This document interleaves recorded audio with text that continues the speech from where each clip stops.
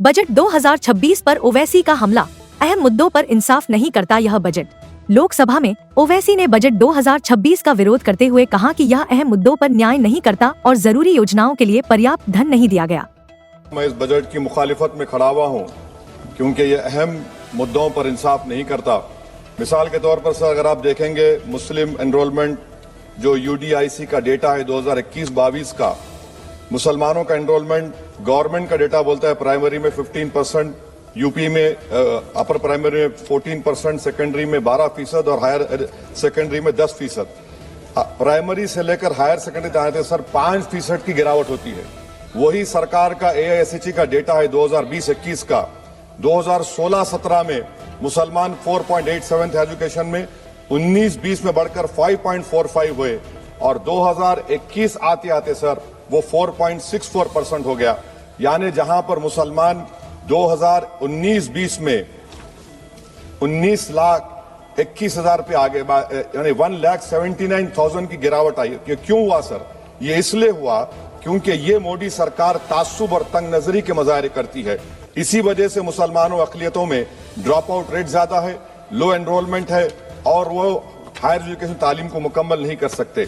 Sir 3 scholarship स्कीमें हैं, 5 साल से cabinet committee of economic affairs in स्कीमों की मंजूरी नहीं दे रही है सर। 5 साल से ये आपकी तासुब और नफरत नहीं है तो क्या है बताइए आप? बजट तो पास हो रहा है ऐवान में, 5 साल से आप पैसे नहीं दे रहे हैं। क्यों? क्योंकि cabinet committee of economic affairs इसको मंजूरी नहीं देती है। और मैं बताना चाह रहा हूं, आप विकसित भारत बनाना चाहते हैं, मैं तायद करता हूं, मगर क्या आप 14% आबादी को नहीं पढ़ाकर उनको एलिनेट कर आप विकसित भारत बना पाएंगे? विकसित भारत उसी वक्त बनेगा सर जब मुसलमान समाजी, इक्तिसादी, तालीमी और माशी तौर पर ताकतवर होंगे। मगर अफसोस के साथ कहना पड़ा, सच्चाई है कि सरकार नहीं चाहती ये हो। सर मैं इस हुकूमत से पूछना चाह रहा हूं कि यूनिट कॉस्ट स्कॉलरशिप का 2007 और 8 से रिवाइज नहीं हुआ क्योंकि जो तालीम का कॉस्ट है उससे मैच नहीं कर रहा है। आप 3 स्कॉलरशिप को डिमांड ड्रिवन नहीं कर रहे हैं। 11 साल से आप 10 स्कॉलरशिप नहीं बढ़ाए, वही नंबर ला के रख दिए। मैं डिमांड ड्रिवन करने का मुतालबा करता हूं। सर प्री मैट्रिक स्कॉलरशिप को क्यों 9th और 10th से शुरू किया था? Sir highest drop out rate मुसलमानों का है और हमारे मसीहा वेस्ट बंगाल में बैठे, वहां पर ड्रॉप आउट रेट मुसलमानों का 23%, आसाम में 30%। आसाम की सरकार गोली मारने का वीडियो कम बनाएगी तो शायद मुसलमान पढ़ ले तालीम में। सर मैं मुतालबा करता हूं कि मौलाना आजाद फेलोशिप को दोबारा शुरू किया जाए ताकि अक़लियती और मुस्लिम बच्चे हायर एजुकेशन मुकम्मल कर सके। पेरेंटल इनकम आप इजाफा क्यों नहीं कर रहे सर? 1 लाख रुपए, 1.5 लाख रुपए क्या स्कॉलरशिप मिलेगी सर बताइए आप? और सर आपको मिसाल दे रहा हूं, आप तो काबिल आदमी हैं। 2022-23 में बजट था माइनॉरिटी मिनिस्ट्री का 5,000 करोड़, कितना आपने खर्च किया? 16%। 22-23 में सर बजट था 22-23-24 में 3,000 करोड़, 5% खर्च हुआ सर। 24-25 में बजट था 3,180 करोड़, 22% खर्च हुआ सर। PMJV के स्कीम है 1,914 करोड़, उसको आपने कम कर दिया 1,565 करोड़। तो मैं सरकार से मुतालबा करता हूं कि मिनिस्ट्री ऑफ माइनॉरिटी के बजट का 10,000 करोड़ कम से कम होना चाहिए। तासुबियत को खत्म करिए आपकी स्कीम में। सर दूसरी बात, इनकम टैक्स के बेनिफिट मिलती थी हमारे फौज के सिपाहियों को जो विकलांग थे, आपने इनकम टैक्स बेनिफिट छीन लिया उन लोगों को। ये कैसा इंसाफ है आपका बताइए? जो फौजी सर्विस में है, अरे प्राइम मिनिस्टर अगर एक ट्रेन की झंडी दिखाएंगे तो उससे बढ़ के पैसे खर्च हुआते, तो आप क्या बचा रहे? सर 11-12 साल से वजीर आजम मोदी हैं, हमारी एयरफोर्स का स्क्वाड्रन गिरकर 29 पर आ गया। 12 साल से आप प्रधानमंत्री हैं, हम एक मिड एयर रिफ्यूलर एवैक्स को नहीं बढ़ा सक रहे। पाकिस्तान के पास हमें ज्यादा एवैक्स है और ऑपरेशन सिंदूर में हमने देखा कि कितनी तकलीफ हुई। सबमरीन का शॉर्टेज है, आपको फिक्र नहीं है सर। और हम 3rd एयरक्राफ्ट कैरियर हम भूल गए। आखिर कैसे हम चाइना को इंडो पैसिफिक में रोक पाएंगे? ये देशभक्ति नहीं है सर। हमारी फौज में कमी है। क्या ये मुल्क इतना कमजोर हो गया कि हम अपनी फौज में बच्चों को भर्ती नहीं करा सकते?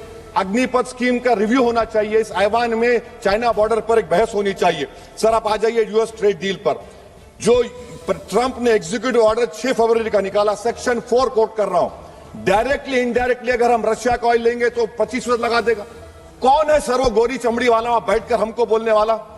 किस हमने इस मुल्क को आजाद इसलिए करवाया था कि वहां बैठकर बोलेगा मैं जिससे चाह तेल खरीदूंगा। तुम होते कौन हो? तुम मेरे माई बाप हो क्या? आप 25% लगाएंगे सर। और वर्ड क्या इस्तेमाल किया? इंडिया। यानी अब नायरा जो है, नायरा कंपनी बंद हो जाएगी। और हमको मॉनिटर करेंगे, आप भारत को उस पर ओवरसाइट करेंगे। अफसोस की बात है कि सरकार खामोश है। सर 2019 में ईरान का ऑयल मत लो बोले, आपने गलती की, आपने ईरान का ऑयल नहीं लिया। तो अमेरिका ने कहा कि इराक से लो, कंपेरेबल रेट पे, कंपेरेबल रेट पे, मार्केट रेट, नॉमिनल प्राइस पे नहीं। आज यूएस कह रहा है कि मोनोपोली रेट पे लो। कहां है सर, क्यों हम क्यों कर रहे हैं, क्यों इतना गिर रहे हैं इस गोरी चमड़ी वाले के सामने? आखिर हमारी हमियत कहां है सर? और एक बात बता रहा हूं सर, ये यूएस ट्रेड डील से यूरोपियन कर 2 मिनट सर, यूरोपियन यूनियन की ट्रीटी से हमारा पीएलआई का पूरा असर पड़ेगा, क्योंकि आपने टैरिफ गिरा दिया। आपने टैरिफ गिरा दिया मेडिकल डिवाइसेस पर, आपने टैरिफ गिरा दिया सोफिस्टिकेटेड मशीनरी पर, तो यूएस इंडस्ट्रियल गुड्स आएंगे, तो डी-इंडस्ट्रियलाइजेशन का खतरा है इस मुल्क में। Sir you are we signing a free trade agreement और a force purchase order. Sir Bangladesh से यूएस ने कह दिया कि हमसे कॉटन खरीदो, 0 टैरिफ। सर भिवंडी, मालेगांव, बनारस के पावरलूम का क्या होगा? 70% रॉ कॉटन हम देते हैं बांग्लादेश को। सर एमएचए का बजट 5.7 बढ़ गया, डिफेंस का 15.99। मैं सरकार से मुतालबा करता हूं कि वेनेजुएला में जो हुआ, आप एक ऑपरेशन इंसाफ करिए। ऑपरेशन इंसाफ के तहत हाफिज सईद, मसूद अजहर, लखवी को घुस के लाइए भारत में, तभी इंसाफ होगा सर। जब तक खत्म कर रहा हूं सर, हम कुलभूषण यादव को भूल गए, वो कुलभूषण यादव उसको आईसीजे में रुकाया। आखिर हम कब लेके आएंगे कुलभूषण यादव को? वजीर आजम इजराइल को जा रहे हैं, मैं उनसे ये मुतालबा करता हूं कि वो गाजा को जाएं, 15 मिनट जाकर देखें, 60,000 फलस्तीनियों खत्म कर दिया गया। और नेतन्याहू पर आईसीजे का अरेस्ट वारंट है, आईसीसी का, और आईसीजे में केस चल रहा है सर। तो मैं आपसे मुतालबा करता हूं कि वजीर आजम गाजा के बारे में देखें। मैं ज़ायनिज़्म मुर्दाबाद बोलता हूं, भारत जिंदाबाद। और ये सरकार तेलंगाना से नाइंसाफी कर रही है, कुछ नहीं दे रही है।